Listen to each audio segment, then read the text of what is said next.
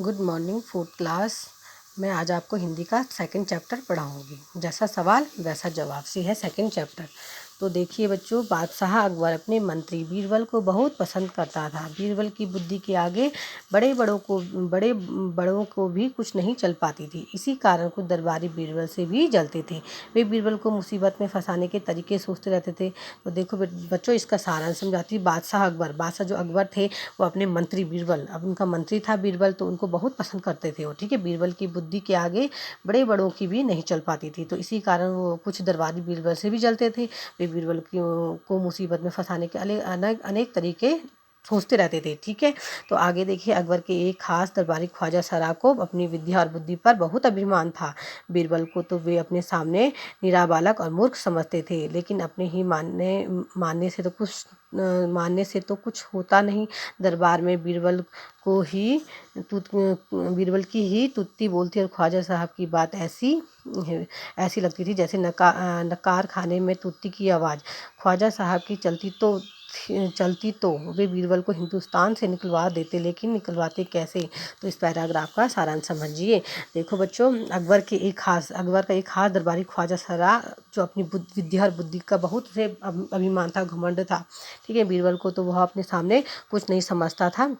उसे छोटा बालक और एक मूर्ख समझता था वो बीरबल को। लेकिन अपने ही मानने से तो कुछ नहीं होता। लेकिन दरबार में बीरबल की तुत्ती बोलती और ख्वाजा साहब की बात लगती उसको जैसे नकार खाने में तुत्ती की आवाज़। ठीक है, तो वो उसको पसंद नहीं करता था। ख्वाजा साहब की चलती तो वो क्या करते, बीरबल को हिंदुस्तान से ही निकलवा देते। लेकिन ऐसा निकलवाते कैसे? ठीक है, फिर आगे देखिए।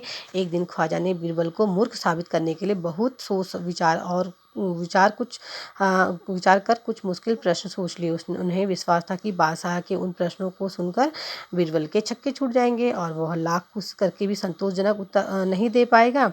फिर बादशाह मान लेगा कि ख्वाजा सरा के आगे बीरबल कुछ नहीं है। तो देखिए बच्चों, इसका सारांश, एक दिन क्या, ख्वाजा बीरबल को मूर्ख साबित करने के लिए उसने बहुत सोच विचार किया और कुछ मुश्किल प्रश्न सोचे।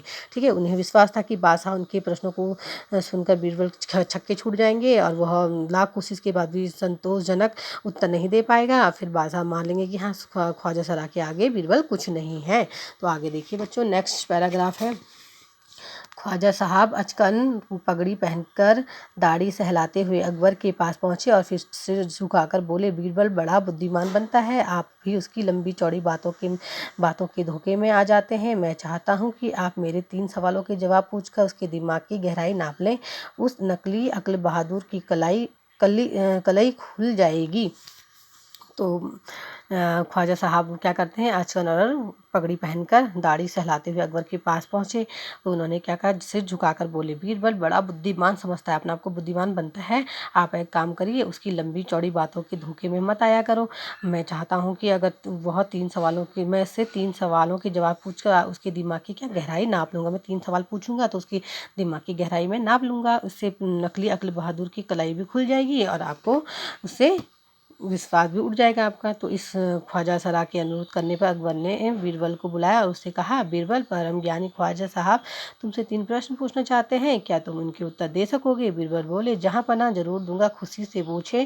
ख्वाजा साहब ने अपने तीनों सवाल लिखकर बादशाह को दिए। अकबर ने बीरबल से ख्वाजा का पहला प्रश्न पूछा, संसार का केंद्र कहाँ है? तो देखो बच्चों, इसका सारांश समझा देती हूँ पहले। ख्वाजा के अनुरोध करने पर अकबर ने क्या करा, बीरबल को बुलाया और उसने कहा, बीरबल, परम ज्ञानी ख्वाजा साहब तुमसे 3 प्रश्न पूछना चाहते हैं, क्या तुम उनके उत्तर दे सकोगे? तो बीरबल बोलता है, जी जहाँ पना जरूर, खुशी से पूछो। ख्वाजा साहब ने अपने तीनों सवाल लिखकर बादशाह को दे दिए और अकबर ने उससे ख्वाजा साहब को पहला प्रश्न पूछा कि संसार का केंद्र कहाँ है।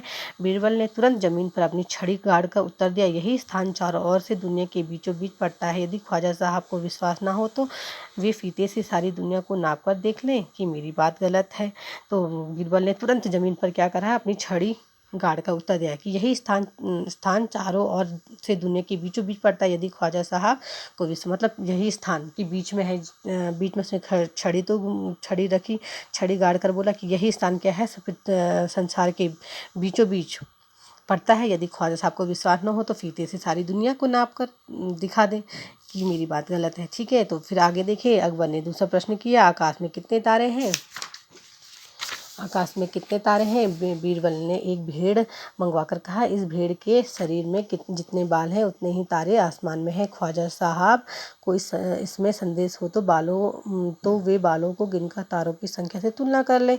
अब अकबर ने तीसरा सवाल किया, संसार की आबादी कितनी है? तो देखो इसका सारांश, बीरबल ने एक भेड़ मंगवाई और कहा इस भेड़ के शरीर में जितने भी जानवर हैं, आप जितने भी बाल हैं, तो आप उतने ही सारे आसमान में तारे हैं। ख्वाजा साहब को अगर संदेश है तो बालों को गिनवा कर तारों की संख्या में तुलना कर लीजिए। तो आप तुलना कर ले।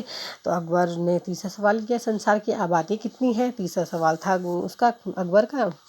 तो बीरबल ने कहा, जहाँ पनाह संसार की आबादी तो पल पल घटती बढ़ती रहती है, क्योंकि हर पल लोगों का मरना जीना लगा ही रहता है। इसलिए यदि लोगों को एक जगह इकट्ठा किया जाए तभी उनको गिनकर ठीक ठीक संख्या बताई जा सकती है। तो तभी तीसरे सवाल का जवाब दिया उसने।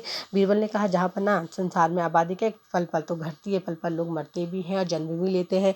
तो क्योंकि हर पल लोगों को मरना जीना तो लगा रहता है, इसीलिए सभी लोग एक जगह पर अगर इकट्ठा किया जाए तभी ठीक ठीक संख्या बताई जा सकेगी। बात तो बीरबल के उत्तरों से संतुष्ट हो गया, लेकिन ख्वाजा साहब नाक भौं से फोड़कर बोले, ऐसे गोलमाल जवाबों में काम नहीं चलेगा जनाब। बीरबल बोले, ऐसे सवाल के ऐसे ही जवाब होते हैं।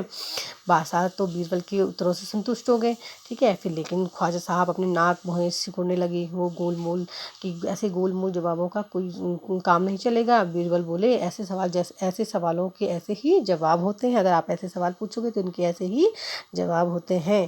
पहले मेरे जवाबों को गलत साबित कीजिए तब आगे बढ़े। वो कहता है बीरबल के पहले मेरे इन सवालों के जवाबों को गलत साबित कीजिए तब आगे बढ़ना। ख्वाजा साहब से फिर कुछ बोलते ही नहीं बने। ख्वाजा साहब फिर कुछ बोलते ही नहीं बने। तो बच्चों, ये आपका चैप्टर हो चुका है, पूरा कंप्लीट हो गया। आप अच्छे से रीडिंग कर लीजिए, पहले अच्छे से 2 पेज आप अच्छी राइटिंग कीजिए और ऐसी चित्र बना लीजिए। उसके क्वेश्चन आंसर मैं आपको कल कराऊंगी, क्योंकि बहुत लंबा चैप्टर था। आज मैंने आपको रीडिंग लेसन पढ़ाया है, जैसा सवाल वैसा जवाब। ठीक है बच्चों, आप अच्छे से इसको राइटिंग कीजिए, अच्छे से रीडिंग करिए और ऐसे ही चित्र बना लीजिए। धन्यवाद।